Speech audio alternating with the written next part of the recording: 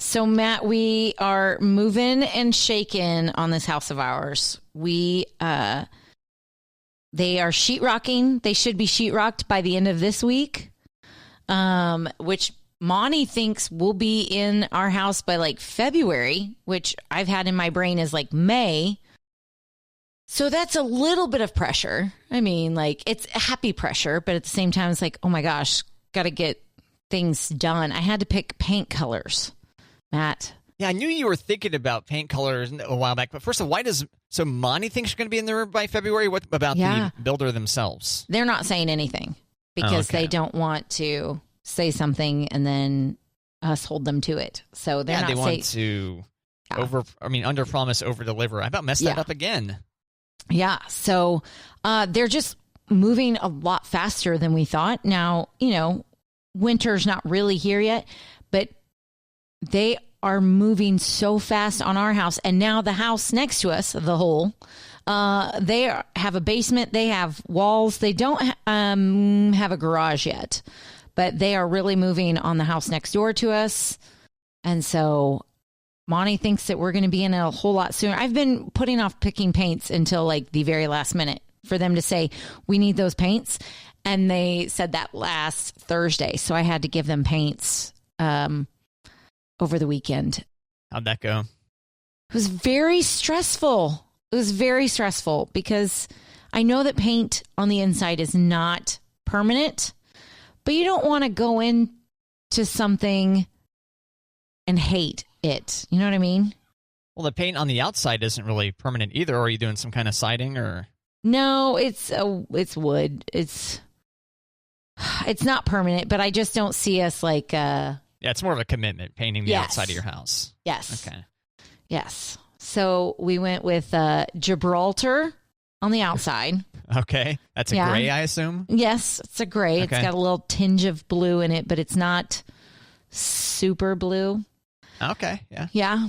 And then we went with, this is what was so stressful on the inside because I have gray kitchen cabinets. I wanted gray walls, but I don't want the grays to clash. And do I want gray throughout the whole house? Because is that going to make me depressed? You know what I mean?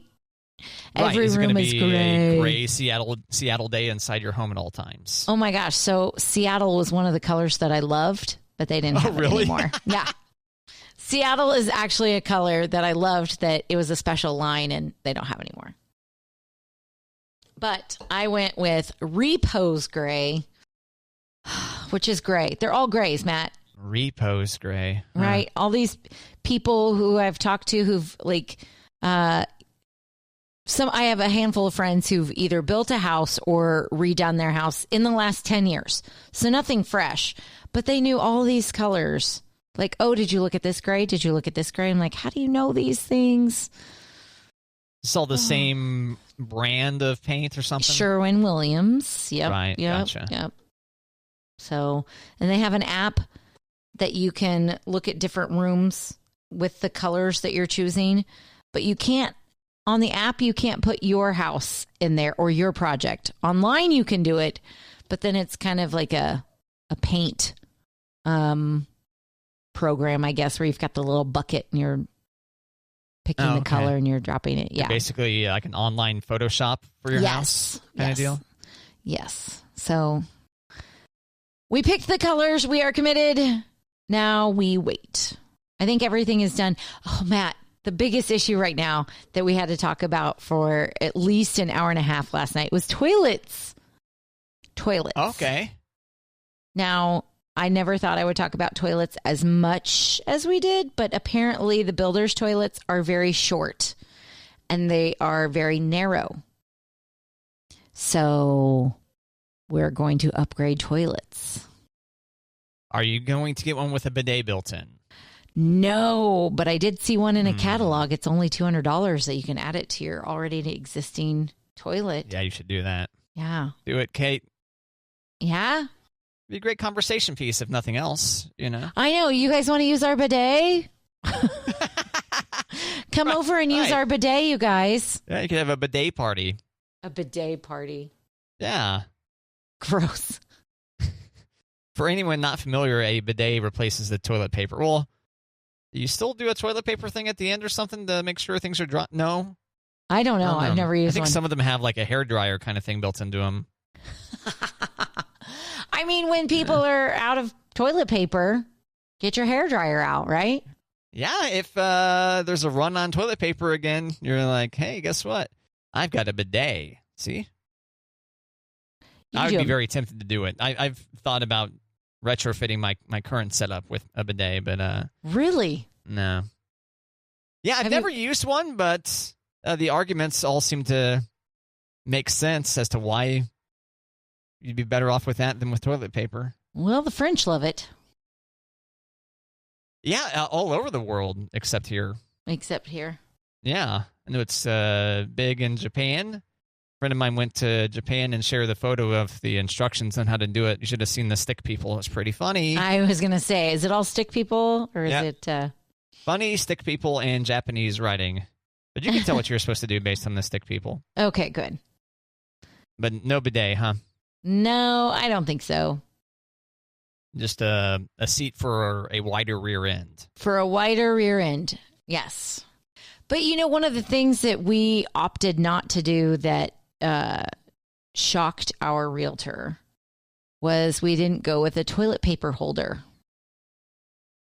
What'd you do? We are going to have a standalone, like what, you know, the little stand with the toilet paper rolls in there. And then there's a little, yeah, we're going to do that instead of fastening a toilet paper holder to the wall. Why? Well, okay. I am tired of being the only one who changes the toilet paper. 1. 2, the way our bathroom is situated, the extra roll of toilet paper is not within reach. It's a good 3 to 5 feet. So this seems like a public restroom toilet paper holder where it'll dispense a whole new roll at you? Is that what you're saying? No, it's like a little stand where you stack your toilet paper rolls on top of each other, the height-wise. Okay. And then when you need your toilet paper, you just grab it, and then you put it back in the little stand. So there will be like 5 rolls of toilet paper stacked up? Or 3, yeah. And then you just pull off the one that's on top? Yeah. And remove toilet paper, and then you put it back on there? Yeah. Oh, okay. That's not what I... Well, it slides in. Does that make sense? It's like a canister almost. So it obscures the toilet paper that are inside. You can. I have not seen it. I have only seen a couple like that, but I was playing. It's like a wire canister, if that makes sense. So you see the toilet paper. So if someone's using your bathroom, you go, oh no, where's the toilet paper? Right there. I can see it. Yeah. So the toilet paper holder is also the toilet paper storage.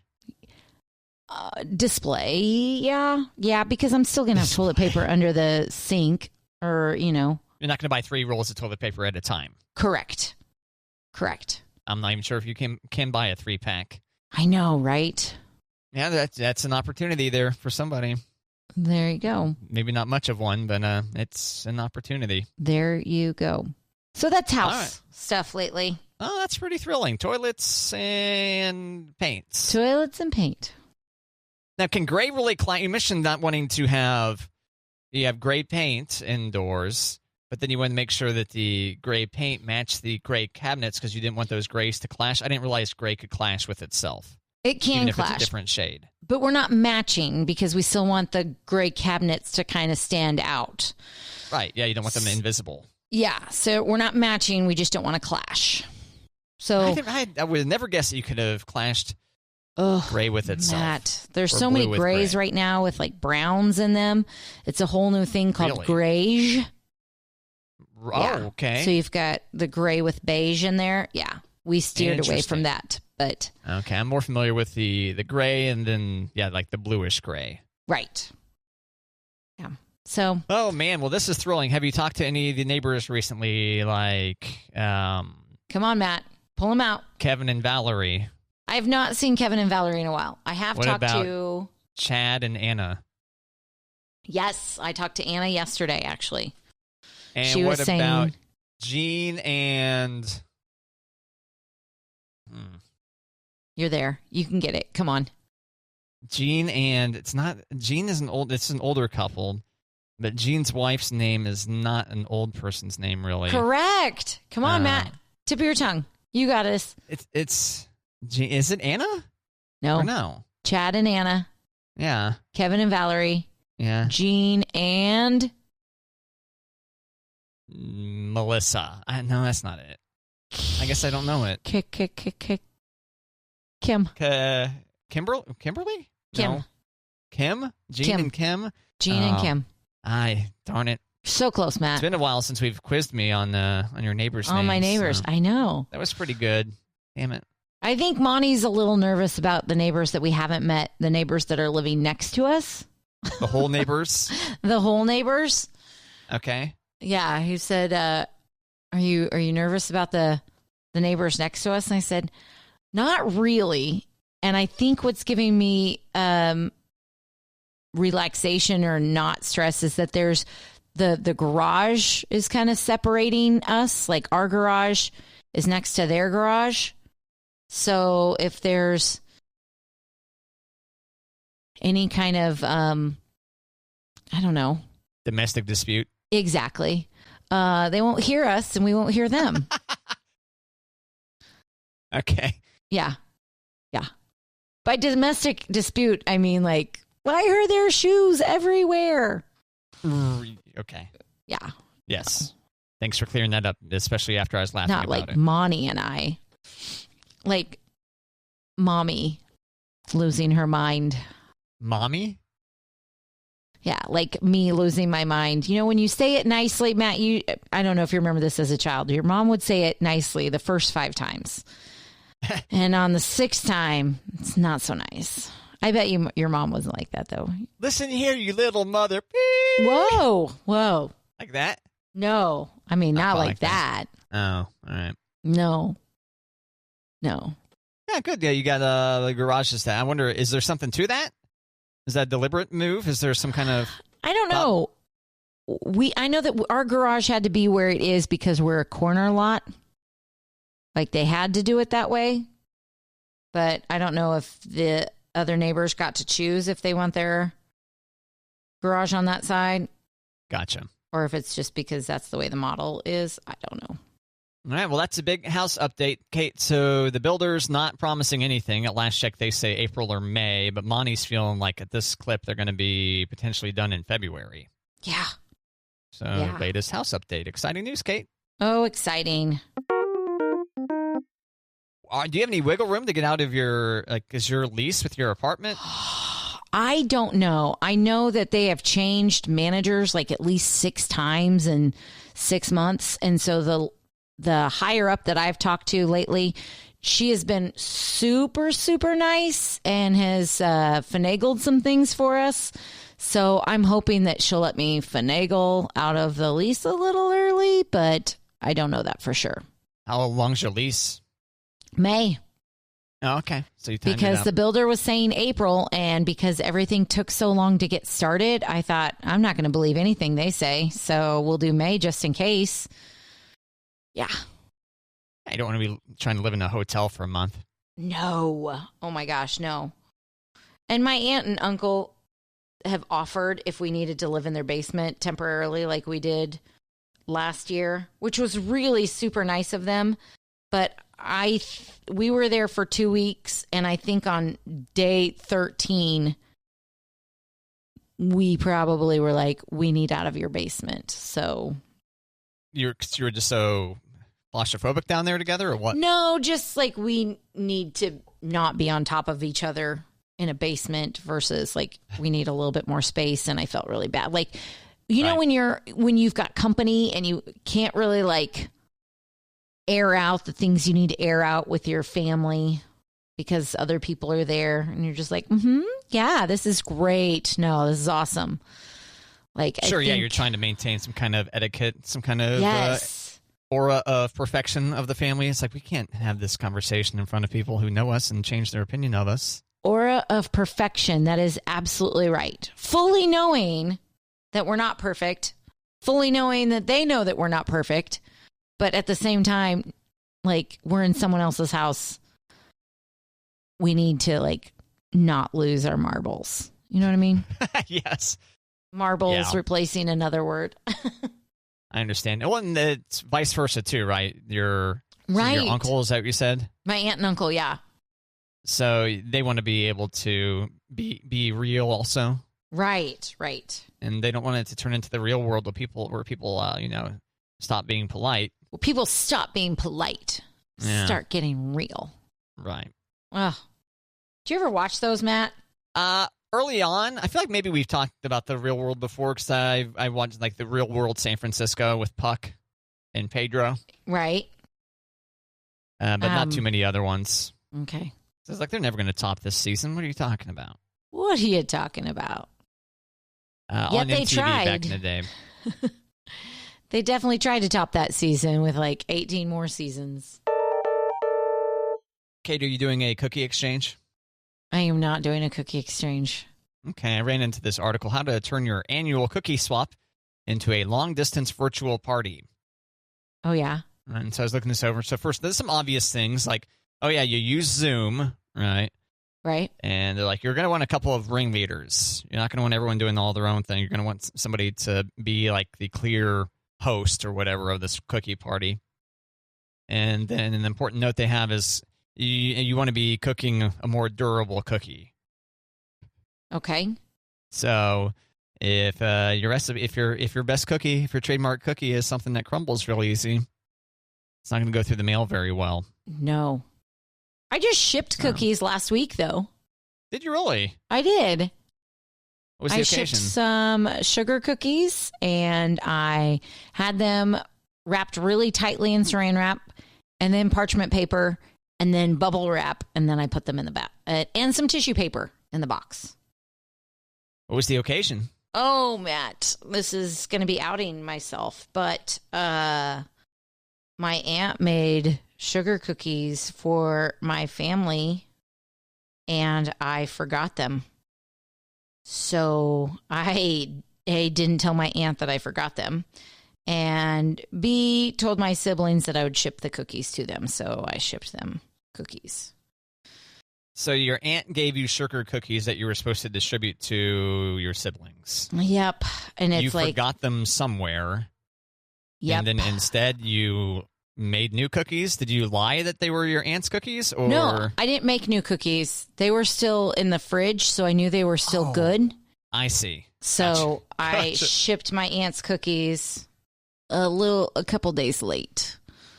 So I made my siblings text my aunt and say thank you so much for the cookies. They were delicious. And then I shipped the cookies to my siblings.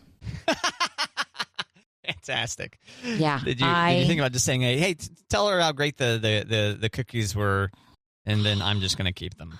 I thought about it. That at all? Because my siblings were like, oh, that's an easy way for you to get all the cookies. I'm like, I know. I thought about this. Trust me. But I didn't mean to forget the cookies. They were in the living room fridge, and I didn't see them. Gotcha. So these were Thanksgiving cookies, then, I assume, right? Yes, they were. All right. It's like, hey, you're going to go meet up with the family to take these cookies there. And you go, sure, I will do. And then you left them there at the apartment. So she baked the cookies, and then my girls and I came over, and we had this lovely like cookie decorating party. And then she sent them to me, and I said, oh my gosh, now here's the hard part. How do we not eat all the cookies before Thanksgiving? And so we put them in our beer fridge. So I'm not always in that fridge, so I didn't see it. So we didn't eat any of it. So we went to Thanksgiving, and we're about 15 minutes from our destination. And I don't have the cookies. I don't have the cookies. Yep. So I shipped the cookies because we came back and they were still good. And I ate a cookie while I was packaging them. So it works out. Multitasking. Right. Most times they say multitasking is a myth, but not in this case. No. You say multitasking is a myth? Yeah, have you not heard that before? No, but you are Mr. Multitasker, aren't you? At times. Well, I really do think there is something to that idea that you're trying to do too many different things at once. It's impossible, you know? Well, if you say too many things, yes, but you can do certain things, especially certain things. Yeah. Right. Like you can work out and read a book at the same time by virtue of audiobooks or whatever, right. for example. And it's a good multitasking thing. However, you can't read a book while listening to a podcast. Correct. Or listening to a different audiobook than what you're reading. If you can and know what you're doing, your brain is way more sophisticated than mine. Right. So there's certain things I can do. Like if I'm doing something that's more numbers oriented, if I'm working on music for the radio station or something, I can have like an audiobook or something on in the background and still grasp what's going on. But I don't know. And there's times where I'm moving between multiple tasks and I'm just like, I can't focus on any of this. Right. And I think a lot of times I'm better served just, all right, focus, dial on into this, Well, like helping kids with homework while you're getting dinner ready. Like, I think that's a multitask that we have to do a lot at our house. Or Sure. Yeah, that one makes sense. Yeah. In that case, like if you're cooking stuff too, a lot of times like, okay, that's cooking. Now I do this, so right. Cooking and multitasking. And a lot of, if you're cleaning as you go, as you're cooking, there's multitasking involved in that. But I guess I consider that all the same task. I don't know. I'm struggling to think of really good examples of other things where it's like, you can't do both those things at the same time. Work from home and have your children in remote learning. Yeah. Ta-da! Yeah. I know that poses a struggle for a lot of people. I'm trying to think of other things, but you said it, when I'm doing things with numbers for work, I can turn on like something to listen to in the background. Yeah, it's a different part of your brain, basically. Yeah. If I'm trying to write a commercial, though, I sometimes can't even have music on. It depends. Yeah, that's a really good example. Trying to write a commercial script or any kind of prose or poetry or whatever, and pay attention to some kind of, or if you have the TV on and you're trying to watch something on TV at the same time. Like, no. Right. It's like, if you're trying to read a book and watch a TV show at the same time. Yeah, you might look up from your book from time to time if something intense is happening on TV, but you're not going to be able to absorb that TV show. Correct. I recently finished a series of books where I liked to listen to the book while I read it. Okay. And when I couldn't, like when I was driving and I just wanted to listen to the book, that was one thing. But if I was just going to be in the living room as if I was opening a book, I would turn on the audiobook and read the book while I was So listening. Would you buy both copies of the book then? Well, I kind of cheated because it was my sister's account and she would buy the books on audio and I would check the other book out like through the library. Oh, okay. Yeah. That's a good way to do it. Yeah. I know you can, I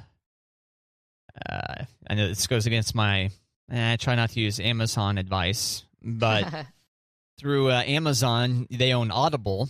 Mm-hmm. And so if you buy a book on your Kindle and then you buy the book on audiobook form, it'll keep them in sync.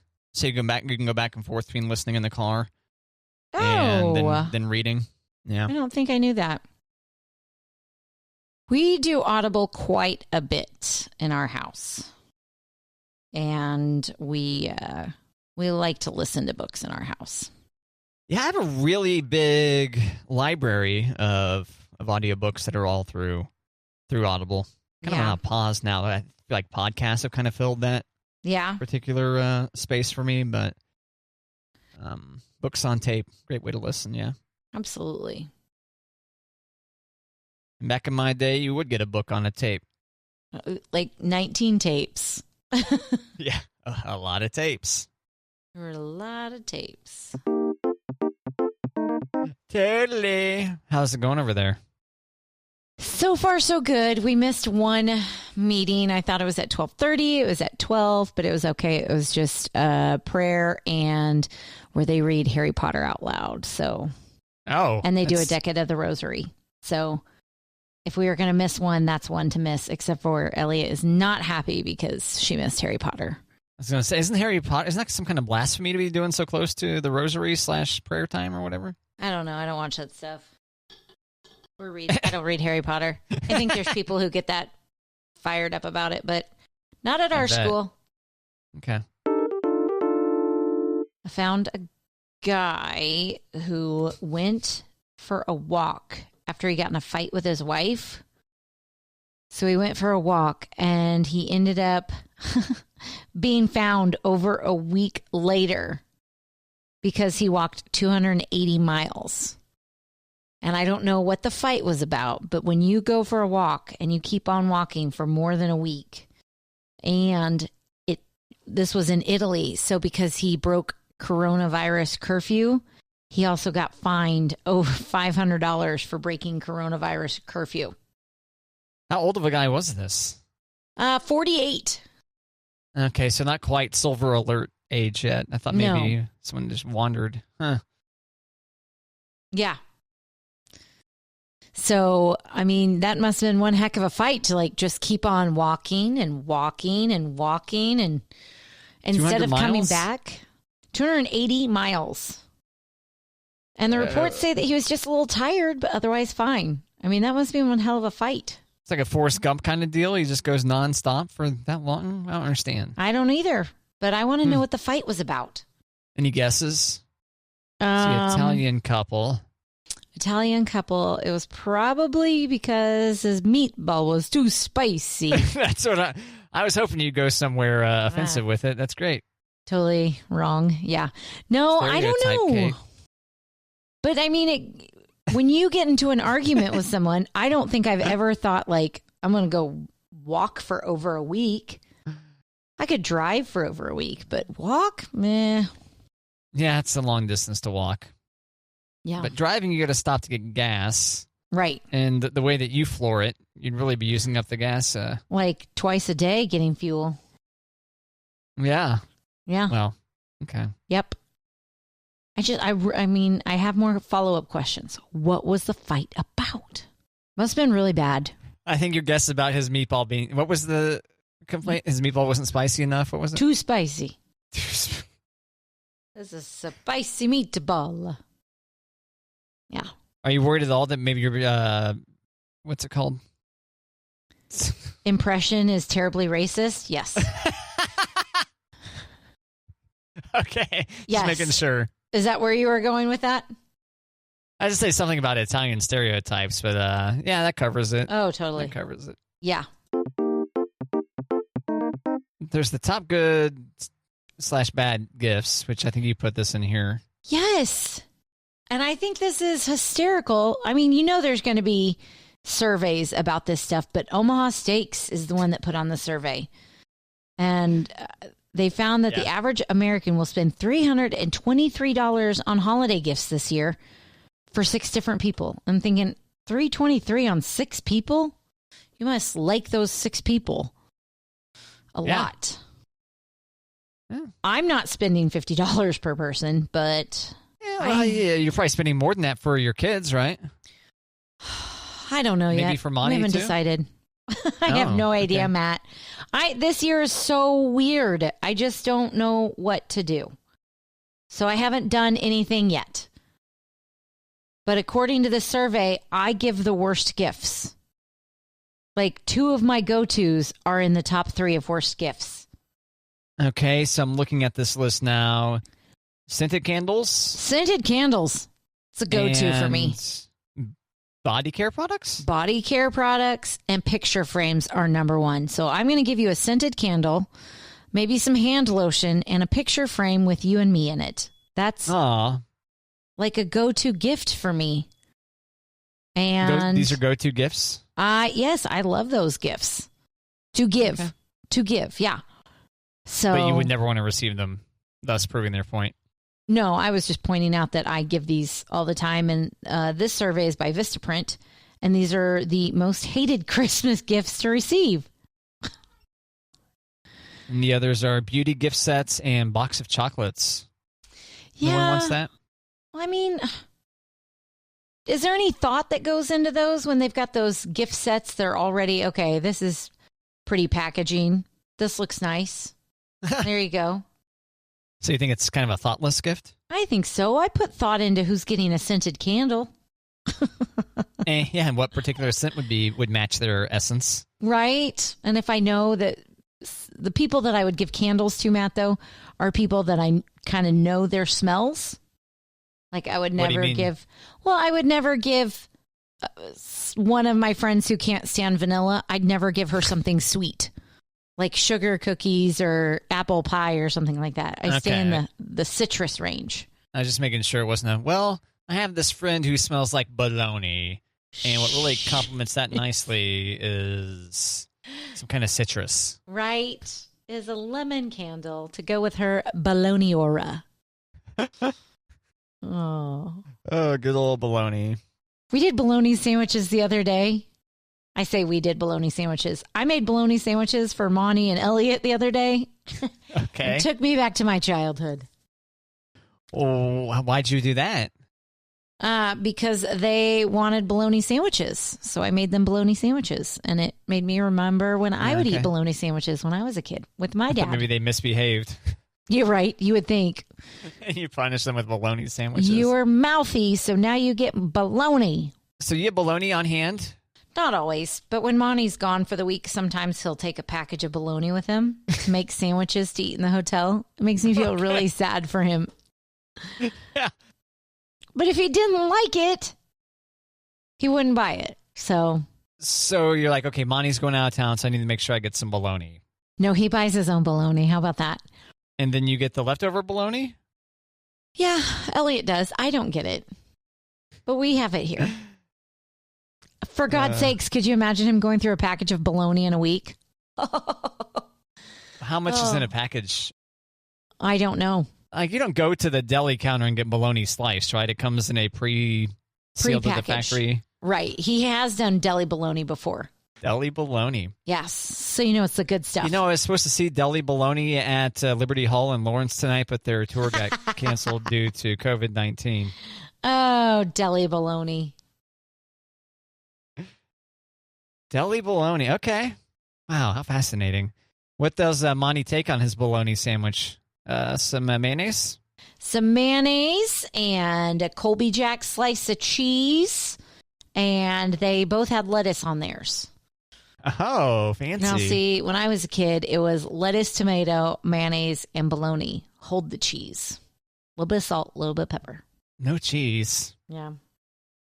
Okay, next time you make bologna sandwiches, can you take a photo and put it on the Matt and Kate Facebook? Yeah, of course. This would be good for the listeners to engage with that content.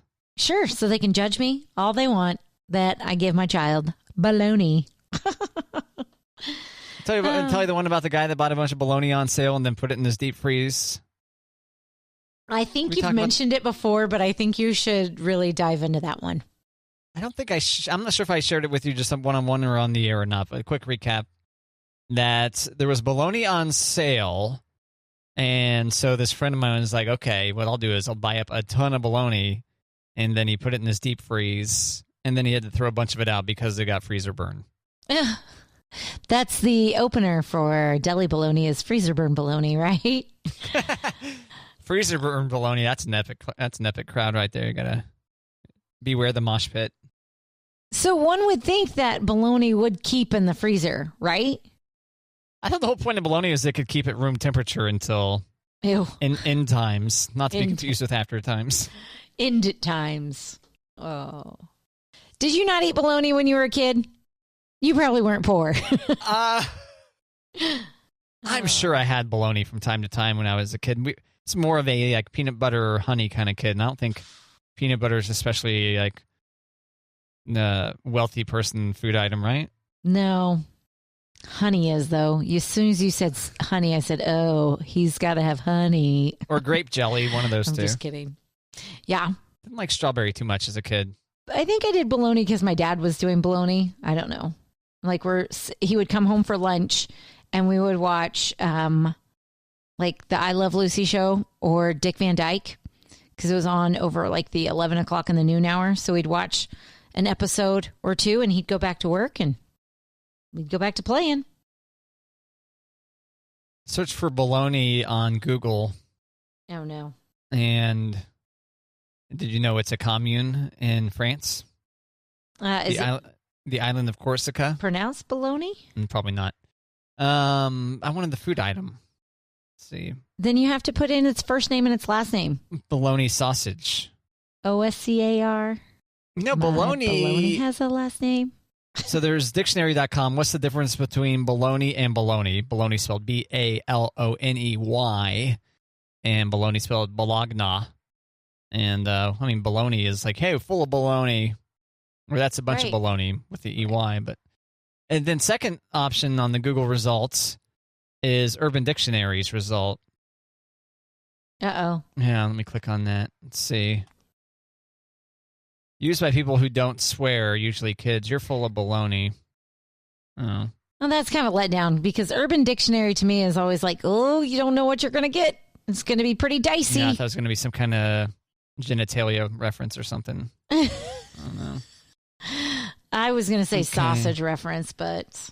Baloney sausage, also called baloney or pariser. Sausage derived from mortadella, a similar-looking, finely ground pork sausage containing cubes of pork fat, originally from the Italian city of Bologna. Wait, there's a thing I can click on to listen.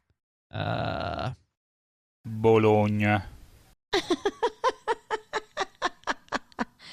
That's hilarious. Is that how you say it? No. I have a hard time saying it without thinking of the commercial. My Baloney has the first name, that one? The Bologna. Yeah. Yep. Is baloney bad for you? Why is baloney bad for you? Oh. Lunch meats, including deli cold cuts, bologna, and ham, make the unhealthy list because they contain lots of sodium, sometimes fat, as well as some preservatives like nitrates. Yeah. Yep. Whatever. I know, baloney. Right? YOLO. YOLO. Baloney. Exactly. Okay. This picture's of bologna. It's not a very flattering looking meat, you know? No.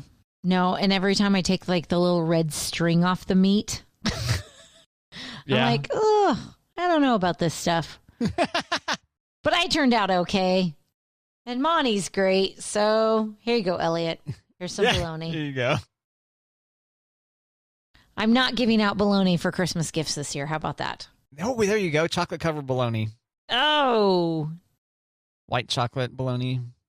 Almond bark bologna. I don't know. We could, drizzle it over. Yeah. Make it fancy looking. Why did we start talking about bologna sandwiches? Why did this come up?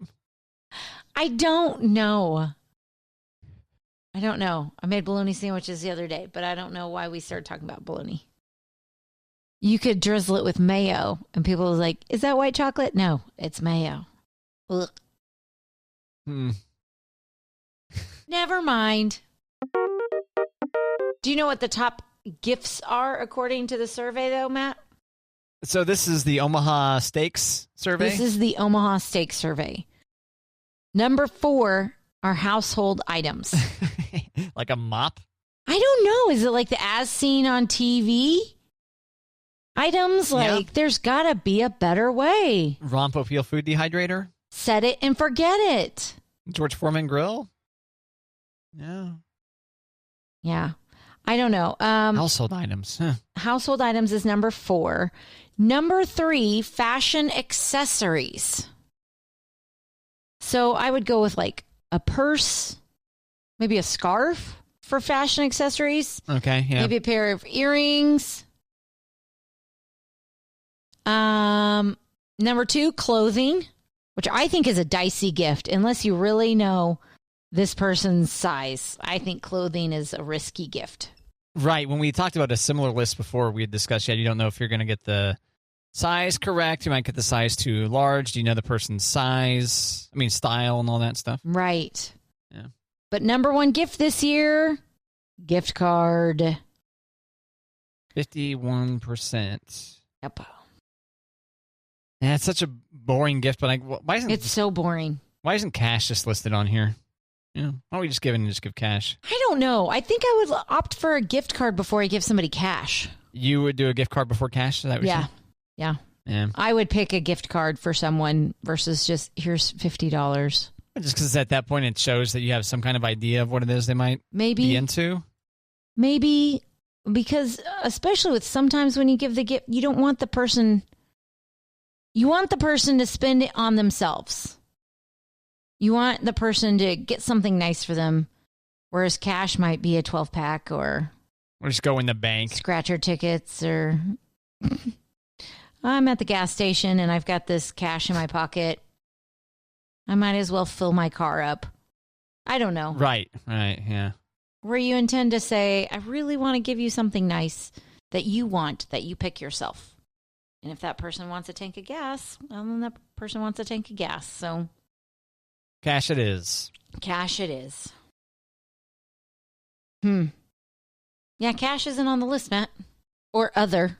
It could be other. Yeah. Exercise equipment's on there. That's risky, yeah. Yeah, I was going to say, exercise equipment seems like something that you would give someone if they asked for it. Not like giving your wife a Peloton. Right, here's the Thigh Master. Get to work. Get on it. Yeah, was there a Peloton commercial where they got in trouble for something like that? Yes. It was a whole big deal where the husband gives the wife a Peloton. There's some memes, some pretty good memes on that. She's got like this horrifying look on her face. There's some interesting... Yeah, I haven't seen her in anything since then. Interesting thought pieces out there on that one, Kate. There are. Yeah. What does this say to our society? Food or drink? Now, we did joke about our 10-year-old that we couldn't think of something we'd give her, so let's just give her a 12-pack of Dr. Pepper, and she would be very happy. I mean, we're not going to do that, but... Oh. I mean, can you imagine getting a 12-pack of pop and be like, oh, Merry Christmas to me? That would be pretty funny to receive that, yeah. Right? So I think I'm going to use a Dr. Pepper box to wrap something in for her. And then she'll open it and go like, there's no Dr. Pepper in here. This is way too light for Dr. Pepper. Yeah, what is this? Trying to fool me? You guys. I know the weights of things. It's just a box. Right. I know. I'm a mean mom, I guess. It doesn't taste like chicken.com. You know, I searched for Baloney earlier, and it brings up this vegan bologna from it doesn't taste like chicken.com. Fuss-free vegan recipes. Homemade vegan bologna recipe, Kate. Homemade vegan bologna. Mm-hmm. So I'm just scrolling down to see if I can just make it to... In a food processor, add the tofu, ketchup, nutritional yeast, soy sauce, onion powder, garlic powder, smoked paprika, mustard powder, and nutmeg. To give you an idea of what might be in some vegan bologna. Tofu's doing the heavy lifting there. Yeah, I would think sense. so. Yeah. It's a pretty almost vegan necessary ingredient. I mean, what else I don't know what else you would substitute. Add the vital wheat gluten and pull several times to incorporate, scraping the sides as needed. It will form a crumbly dough. Turn the mixture out onto a clean work surface and knead together to form a dough. Shape into a large log that will fit in your steamer basket. Roll the log up in foil, twisting the ends close so it looks like a large candy. Place in the steamer basket and cover. Steam for 1 hour. The vegan bologna will have expanded in the foil, making it a tight log. Remove from the steamer basket and allow it to cool. Chill in the fridge until completely cold. Now it's ready to slice and enjoy. Store it in the fridge in an airtight container for up to 1 week. So there you go, Kate. Slice and enjoy your log. So now you have two projects. So next time you make a bologna sandwich, make sure you post some photos there on the old Matt and Kate Facebook. Right. And then your job after that is to make some vegan bologna. I mean, I don't know about that one so much. Make sure I get this recipe to you. Okay. Yeah, go ahead and forward that to me. Vegan bologna. Doesn't taste like chicken.com. Yeah, if you just search for vegan bologna. Doesn't taste like chicken.com. I'm going to have to, bookmark that one. Let's see, where's my chat window with Kate? Here we go. There you go. Boom. Bing. Chatted right at you. My vegan phone bologna. And my computer just went ding. Oh, gosh. How's it look to you? It looks like a sweet potato. That's not what I was expecting. It doesn't have the most attractive texture, but neither does traditional bologna. No.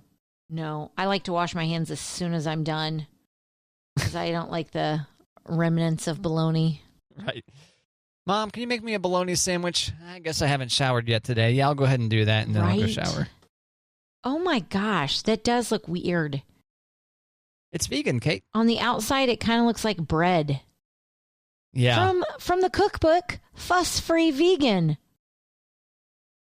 Oh, 5 secrets to vegan food that even carnivores will love. Oh, I forgot to share this part here at the bottom of this vegan bologna recipe. This vegan bologna is great as a snack, but it's also fantastic fried or layered in a sandwich. Bon appetigan. Oh, gross. Instead of bon appetit, bon appetigan, like vegan. Get it. I'm getting that, like, that feeling, Matt, where I kind of go, huh. What's it making you? This makes you want to puke? Yeah. Yep. I got to stop. So we shouldn't start talking about, like, your house or something like that right now. No, gosh, right no. This second. Nope. Don't do it. The puker will puke. You think you could ever go vegan, Kate? No. What about vegetarian? No.